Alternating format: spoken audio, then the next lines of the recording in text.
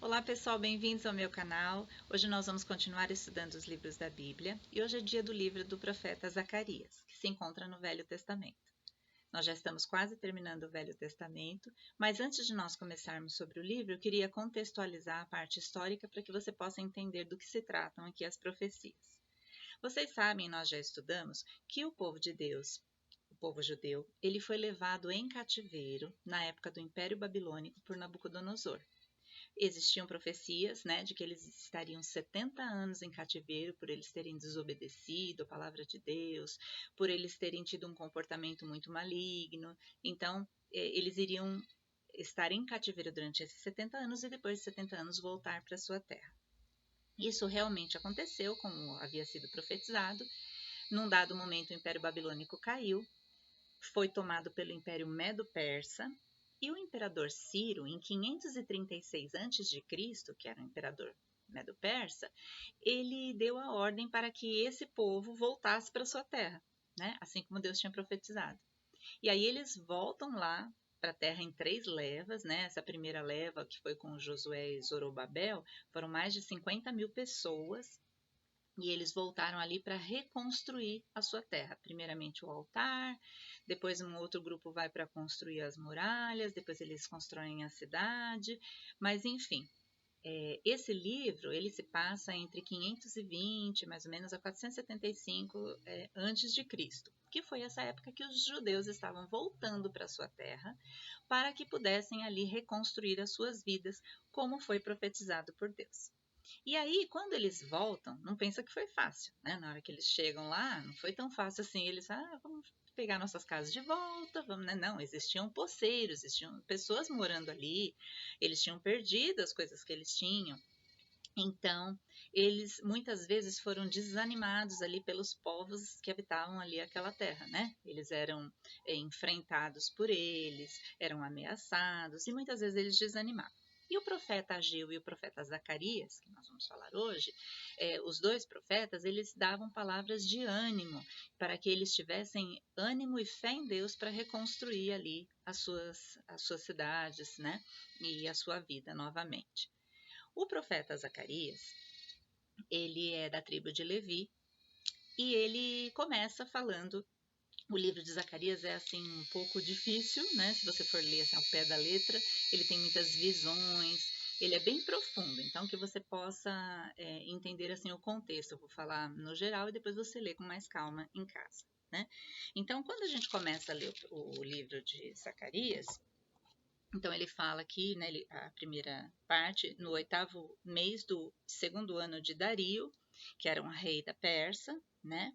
Aí fala que veio a palavra do Senhor ao profeta Zacarias, filho de Baraquias, filho de Ido. Essa é a genealogia do profeta, né?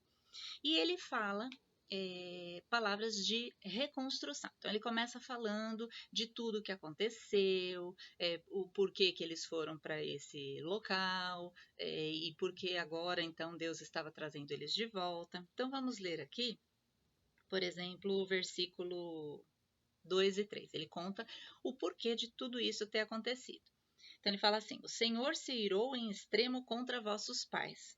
Portanto, dize-lhes: assim diz o Senhor dos Exércitos: tornai-vos para mim, diz o Senhor dos Exércitos, e eu me tornarei para vós outros, diz o Senhor dos Exércitos. Ele estava chamando o povo de volta para que eles pudessem estar com o coração agora voltado para Deus e que Deus pudesse fazer as obras, os milagres que eles necessitariam aqui para a reconstrução do seu povo. Depois, ele começa a ter algumas visões, tá? Eu vou dar uma ampassã aqui para que você possa entender por cima, tá bom? Então, ele começa a ter algumas visões. Então, tem a primeira visão a partir do versículo 7, que é sobre cavalos e cavaleiros. Existe uma segunda visão a partir do versículo 18, isso tudo no capítulo 1, tá? Sobre 4 chifres e 4 ferreiros. E depois, no capítulo 2, tem a terceira visão, onde Jerusalém é medida. Aí você vai falar, nossa, mas que confusão, né? O que isso tem a ver com a história? É muito simbólico isso, e essa visão, ela mostrava o seguinte, essas 3 primeiras visões, porque ele teve outras aqui, né? Essas 3 primeiras visões mostram um momento de uma preparação para essa restauração messiânica. Eles aguardavam esse Messias, esse libertador, que viria para salvá-los. E essas 3 primeiras visões mostram, olha, se preparem. Eu estou preparando o terreno para que o meu escolhido venha e venha trazer a libertação. Então, quando ele fala sobre os cavalos e os cavaleiros, ele fala assim que é como se passassem alguns cavalos e cavaleiros assim sobre o reino, sobre aquele local, e eles vissem a situação que estava, o que tinha acontecido, como se eles fossem tomar ciência da situação e tomar autoridade para que alguma coisa fosse mudada ali naquela região. Depois da segunda visão, quando fala sobre os 4 chifres e os 4 ferreiros, os chifres como se fosse uma arma, né? Assim, ele fala sobre esses chifres que destruíram o povo. Só que ele fala que aí vem 4 ferreiros, né? Que são pessoas que vão lutar contra esses chifres, arrancar esses chifres para que o povo possa ser estabelecido na terra. Depois, na terceira visão, onde Jerusalém é medida, ele fala, tem um cordel assim de medir, e aí ele vai mostrando assim o quanto aquela terra vai crescer, o quanto ela vai expandir, o quanto Deus vai determinar ali sobre aquela terra. Então, isso é um resumo bem assim por cima, depois você lê com detalhe as visões, porque as visões são bastante profundas, mas essas 3 primeiras mostram o quê? Uma mudança no panorama geral do que ia acontecer. Olha, vocês se preparem, porque Deus está, porque eu, né, na casa do Senhor, ele fala aqui, venho trazer mudanças, né, sobre a situação em que eles estavam inseridos. Então, grandes coisas viriam. O palco seria preparado, porque vocês sabem que aqui nós estamos entre 500, 400 e pouco antes de Cristo. Logo mais, Cristo vem. Dali 400 e poucos anos, Cristo vem, que é o Messias tão esperado, o ungido que eles tanto aguardavam.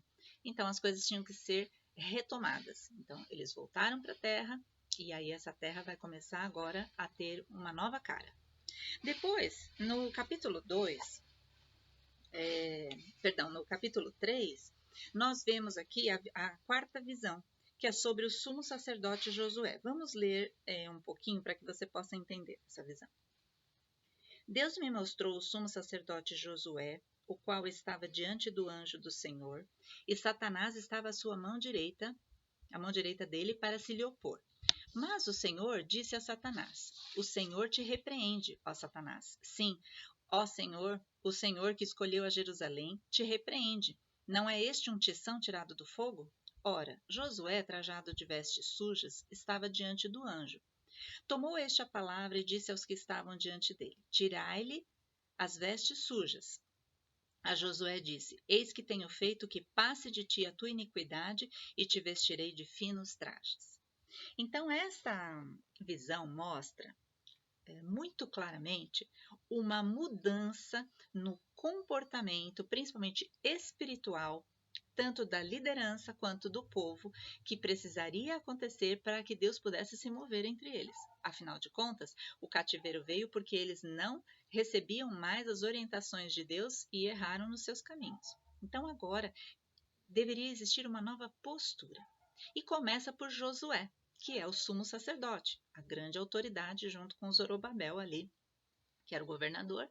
Então os dois como autoridade sobre aquele povo. Então, Josué é visto como se tivesse vestes sujas, ou seja, pecados, erros. Né? E Satanás ficava ali acusando, porque a gente sabe pela palavra que Satanás é o grande acusador das nossas almas. E aí ele ficava acusando Josué, olha como ele está sujo, olha como ele está sujo, né? E Deus, nesse momento, tem aqui uma fala onde ele diz para Josué que ele iria limpar as suas vestes, ele iria purificar Josué da sua iniquidade. Então isso mostra uma mudança interior, porque Deus só nos purifica quando nós nos arrependemos. Né? O perdão só vem quando tem o arrependimento. Então Josué ali se arrepende, as lideranças aqui incluídas, né, se arrependem, o povo se arrepende, muda de postura, e aí Deus começa uma nova história aqui com eles. Depois dessa visão, né? Eu até quero ler aqui uma parte, quer ver? Que ele fala para Josué, o versículo 7 e 8 é bem importante. Assim diz o Senhor dos Exércitos, está falando para Josué. Se andares nos meus caminhos e observares os meus preceitos, também tu julgarás a minha casa e guardarás os meus átrios, e te darei livre acesso entre estes que aqui se encontram. Ouve, pois, Josué, sumo sacerdote, tu e teus companheiros que se assentam diante de ti, porque são homens de presságio. Eis que farei vir o meu servo, o renovo. Renovo é um dos nomes do Messias, do ungido, do esperado, né? E ele fala assim, ó, eis que faço vir o meu renovo. Ele está vindo aí, se prepara, porque o Messias em breve chegará. Depois, no capítulo 4, lá vem mais visão de novo. O profeta para ter visão, que foi esse aqui, né? E aí, essa visão do capítulo 4, né, que é a quinta visão, ele fala sobre um candelabro com 2 oliveiras, que simbolizam 2 ungidos que ajudariam ali no caminho do que o Senhor estava preparando. Depois tem a sexta, a sétima e a oitava visão, que é de um livro, de um rolo voante, de uma mulher e de outros cavaleiros. E essas 3 visões aqui últimas, né, que estão no capítulo 5, acho que as 3 estão no capítulo 5, isso, não, uma está no capítulo 6 aqui. Eles falam da condição de restauração final. Então, vai ter uma restauração final ali, de toda aquela estrutura, povo, espiritual, emocional, para que o Messias pudesse vir. Então, vamos lá. Vamos ler um pouquinho assim, só para você conhecer um pouco dessas visões, né? No capítulo 5 diz assim: Tornei a levantar os olhos e vi, e eis um rolo voante. Perguntou-me o anjo: Que vês? Eu respondi: Vejo um rolo voante, que tem tantos côvados de comprimento e tal. Depois no versículo 3. Então me disse: Esta é a maldição que sai pela face de toda a terra, porque qualquer que furtar será expulso segundo a maldição, qualquer que jurar falsamente será expulso também segundo a mesma. Falai sair, diz o Senhor dos Exércitos, e a farei entrar na casa do ladrão, na casa do que jurar falsamente, pelo meu nome, e assim vai. Então, ele está falando aqui sobre maldições que viriam sobre aqueles falsos testemunhos, aquelas maldições. Isso acontecia muito contra os judeus ali também, daquela época. Então, é como se fossem, como é que fala? Sentenças que ele mandava ali sobre toda a terra, sobre aqueles povos, né? Para que a restauração final fosse acontecida.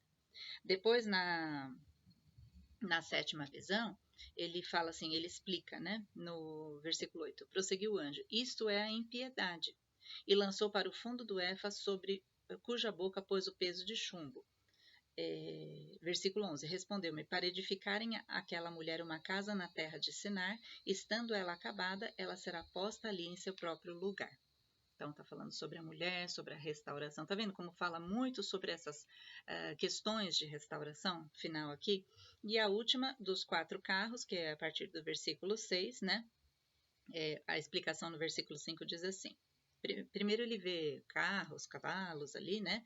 Os cavalos eram vermelhos, depois pretos, o outro branco, mas todos eram muito fortes. E no versículo 5 ele diz assim, ó, capítulo 6, versículo 5, para você não se perder. Respondeu-me o anjo, são os 4 ventos do céu que saem de onde estavam perante o Senhor de toda a terra. O carro em que estão os cavalos pretos sai para a terra do norte, dos brancos após eles, dos baios para a terra do sul. Saem assim os cavalos fortes, depois forcejando por andar avante para percorrerem a terra. O Senhor lhes disse, ide, percorrei a terra. E percorriam a terra, me chamou e disse, eis que aqueles que saíram para a terra do norte fazem repousar o meu espírito na terra do norte. Isso aqui é tudo sentenças espirituais que estavam acontecendo, e Zacarias tinha essa visão para que simbolizasse o que Deus estava fazendo, né, no mundo espiritual. E a terra do norte foi quem? Foram aqueles povos que dominaram eles durante tanto tempo e trouxeram tanta destruição para o povo. Resumindo, para você não se atrapalhar nas visões, então divide mais ou menos assim. As 3 primeiras visões são a preparação, tá? Depois você lê com calma, são a preparação para a vinda messiânica. Depois tem a visão da mudança do povo, da mudança interior, tanto do sacerdote Josué como do povo, a mudança ali daquela sociedade para Deus. E a terceira, as condições de restauração final, onde todos os inimigos iam ser combatidos para que eles pudessem se instalar ali e viver uma nova realidade naquela terra. Isso são a parte das visões, para que você tenha um panorama geral, tá certo? Depois, no capítulo 6, a partir do versículo 9, ele fala sobre a coroação de Josué, que é o sumo sacerdote, né? E aí ele fala assim, ó, no versículo 11 e 12 do capítulo 6. Recebe, digo, prata e ouro, faze coroas, põe nas cabeças de Josué, filho de Josadaque, o sumo sacerdote, e diz-lhe, assim diz o Senhor dos Exércitos, eis aqui o homem, cujo nome é Renovo, ele brotará do seu lugar, edificará o templo do Senhor, ele mesmo edificará o templo do Senhor, será revestido de glória, assentar-se-á no seu trono, dominará e será sacerdote no seu trono, e reinará perfeita união entre ambos os ofícios. Certo? O que são os ofícios? Sacerdote e rei. Está falando sobre, está mostrando que quando Jesus vier, ele vai ter esse renovo, ele vai ter essas 2 características, de rei e de sacerdote. Então, até a coroação de Josué simbolizava a vinda de um sumo sacerdote maior, que também seria rei, que seria o nosso libertador. Tá? Depois ele fala aqui no final do capítulo 7, a partir do versículo 8, sobre a causa do cativeiro. Qual foi a causa? Que foi a desobediência do povo. Então você vai ler aqui, por exemplo, que eles tinham um coração duro, vamos supor, capítulo 7, versículo 12. Sim, fizeram o seu coração duro como diamante, para que não ouvissem a lei, nem as palavras que o Senhor dos Exércitos enviara pelo seu Espírito, mediante os profetas que nos precederam. Daí veio grande ira do Senhor dos Exércitos. Ou seja, ele quis dizer o seguinte, que não foi falta de avisar, né? Muitos profetas vieram antes deles, né? Antes do cativeiro, mas eles não deram ouvido. Então, Deus precisou agir dessa forma para que eles aprendessem algumas coisas. Assim como, por exemplo, quando a gente tem um filho, tem uma criança, a gente ensina, fala. Às vezes eles precisam passar por uma dificuldade para eles aprenderem aquela lição. Mesma coisa aconteceu com o povo aqui. No capítulo 8, ele fala sobre essa Sião restaurada, ou seja, essa terra restaurada que Deus estava profetizando aqui. Então, por exemplo, capítulo 8, versículo 8 diz assim, vamos ler do 7 para você entender melhor. Assim diz o Senhor dos Exércitos, eis que salvarei o meu povo, tirando-o da terra do Oriente e da terra do Ocidente, e os trarei, e habitarão em Jerusalém, eles serão o meu povo, e eu serei o seu Deus, em verdade e em justiça.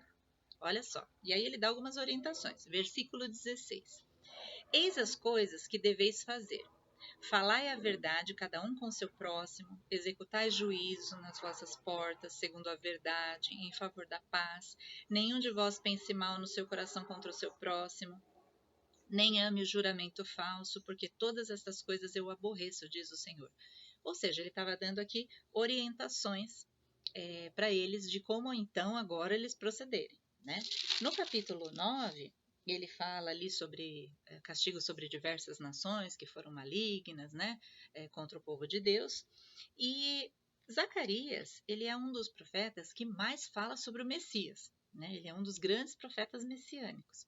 E eu vou ler aqui algumas passagens que falam sobre esse Messias que haveria de vir e que você vai ver que tem assim muita semelhança, aliás, né? Total semelhança com a vinda de Cristo. Então, por exemplo, aqui no capítulo 9, versículo 9, ele estava falando que o Messias haveria de entrar em Jerusalém num jumentinho, olha só, num burrinho, igual Jesus entrou, né? Então, olha só, ele fala, capítulo 9, versículo 9, alegra-te muito, ó filha de Sião, exulta, ó filha de Jerusalém, eis aí te vem o teu rei, justo e salvador, humilde, montado em jumento, num jumentinho, cria de jumenta. Olha só, aqui está acontecendo 400 e tralalá antes de Cristo. E já estava dizendo como ele haveria de entrar em Jerusalém. Ah, Jerusalém, o teu rei vem sobre um jumentinho. E aqui ele já está falando essa profecia. Isso se cumpre. Quando a gente for estudar lá os evangelhos, você vai ver. Aí depois ele fala sobre bênçãos, né? Aqui sobre Judá, sobre Israel. E eu vou continuar falando alguns outros versículos, tá? Eu vou selecionar aqui esses messiânicos. Então, por exemplo, aqui fala no capítulo 11, versículo 12, sobre quando Jesus foi vendido por moedas de prata. Então, aqui, Jesus nem existia ainda, né? Mas era a profecia de que isso iria acontecer. Então, ele fala assim, ó, versículo 12. Eu lhes disse, se vos parece bem, dai-me o meu salário, e se não, deixai-o. Pesaram, pois, por meu salário 30 moedas de prata. Então o Senhor me disse, arroja isso ao oleiro, esse magnífico preço em que fui avaliado por eles. Tomei as 30 moedas de prata e as arrojei ao oleiro na casa do Senhor. Ou seja, ele está falando que ele seria avaliado por esse povo por 30 moedas de prata. Veja que como é característico, como é detalhista as coisas, né, as profecias que aconteceram a respeito do Messias. Até o preço que ele foi avaliado, que ele foi vendido por Judas, já estava predito 400 e vários anos antes da vinda de Jesus Cristo. Quer ver um outro versículo que fala sobre o Messias? No capítulo 12, versículo 10, diz assim, ó, e sobre a casa de Davi, sobre os habitantes de Jerusalém, derramarei o espírito de graça e de súplicas. Olharão para aquele a quem traspassaram, pranteá-lo-ão como quem pranteia por um unigênito, e chorarão por ele como se chora amargamente pelo primogênito. Ou seja, ele estava falando o seguinte, o Messias vai vir. E vocês vão matar, porque eles traspassaram, eles mataram o Messias. Mas haverá um momento em que vocês vão olhar e vão chorar amargamente por isso que vocês fizeram. Ele já está falando aqui, essa profecia já é lá na frente. Você sabe que quando Jesus veio, quando o Messias veio, muitas pessoas creram, né, se tornaram os cristãos, mas muitos judeus não creram que ele era o Messias, porque eles queriam, eu já falei isso aqui, eles queriam um Messias que fosse que nem o rei Davi, que fosse lá e matasse os romanos, como o Davi matou os filisteus. Eles queriam um Messias político, mas Jesus não foi um Messias político. Ele foi um libertador muito maior da nossa alma, da nossa vida, nos trouxe eternidade, vida eterna. E eles não entenderam isso. E a Bíblia fala que eles iriam ficar duros, né? O coração duro, o entendimento ia estar fechado. E aí os judeus até hoje ainda esperam o Messias vir. Só que, na verdade, quando Jesus voltar, eles estão esperando ainda ele vir. E, na verdade, ele já veio, já foi morto, né? Através das orientações deles lá, e já está voltando novamente. E aí eles vão cair em si e eles vão falar, puxa vida, ele era o Messias. Porque quando os judeus forem fazer aliança com o anticristo, eles vão achar que ele é o Messias esperado. Porque ele vai ter características ali políticas, tudo, né? Ele vai achar que ele é o anticristo.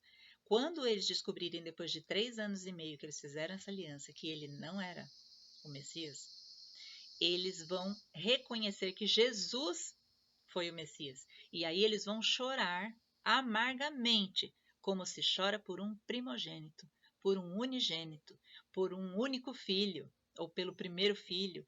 Vão chorar amargamente pela história do que aconteceu, do que eles fizeram com o próprio Messias que eles tanto esperavam. Então, esse versículo é o que fala sobre isso, né? Aí, outro versículo que fala também, né? Aqui fala mais assim sobre o final dos tempos, quando Jesus volta. Capítulo 14, versículo 4. Naquele dia estarão os seus pés, de Jesus, né? Do Messias aqui, sobre o Monte das Oliveiras, que está defronte de Jerusalém para o oriente. O Monte das Oliveiras será fendido pelo meio, Para o oriente e para o ocidente haverá um vale muito grande, metade do monte se apartará para o norte e outra metade para o sul. Pois versículo 9: O Senhor será rei sobre toda a terra, naquele dia um só será o Senhor e um só será o seu nome. A volta de Jesus vai ser algo assim magnífico, né? Vai ser algo tremendo, vão acontecer coisas na natureza, vão acontecer coisas aqui na vida política da Terra. Muitas pessoas vão já ter morrido por causa da grande tribulação, vai ter um grande sofrimento, e quando todas as nações, segundo diz em Apocalipse, né, a visão que foi revelada ao apóstolo João, quando todas as nações forem atacar Israel, aí o Messias volta. Então veja, esse livro, que não sabia de nada que ia acontecer lá para frente, né, ele já mostrava características muito importantes e muito pontuais de como aconteceriam todas essas coisas. Então, quando nós pegamos essas profecias, juntamos com profecia outros profetas aqui da Bíblia que falaram, nós temos uma visão geral do que acontecerá, do que ia acontecer daqui para frente, inclusive agora da nossa vida para frente, que seria o final dos tempos, né? Então, para que você possa entender o livro de Zacarias, ele é um livro de esperança, um livro de renovo, um livro de levantar as pessoas para que elas pudessem reconstruir as suas vidas, reconhecerem os seus erros, como aconteceu aqui com Josué, limparem as suas vestes, prepararem o palco, o cenário, porque grandes coisas Deus iria fazer na vida deles, como vai fazer na sua também. Não é à toa que você está ouvindo sobre esse profeta hoje, porque Deus quer trazer uma mudança, quer trazer uma limpeza, quer trazer esperança e quer trazer grandes riquezas, riquezas não materiais, que eu quero dizer, riquezas e bênçãos, né, espirituais sobre a tua vida, para que Ele possa realizar a sua vontade em você. Amém, querido? Então, eu espero que você tenha entendido um pouco sobre esse livro. Eu acho que você vai entender melhor quando você for destrinchar ali e ler, porque ele é um livro muito profundo, muito difícil de ser interpretado. Às vezes você tem que fazer panoramas paralelos com outros livros, mas que você possa receber esse espírito de renovação e de mudança de vida que ele traz para você. Amém, querido? Na próxima vez, no próximo programa, nós vamos estar falando sobre o livro de Malaquias. E aí nós vamos encerrar o Velho Testamento. Eu vou dar uma explicação sobre o período intertestamentário para você entender o contexto. E aí depois a gente já vai entrar no Novo Testamento. Te convido a conhecer os outros programas. Deus abençoe a sua vida, a sua família. Fiquem com Deus. Tchau, tchau, pessoal.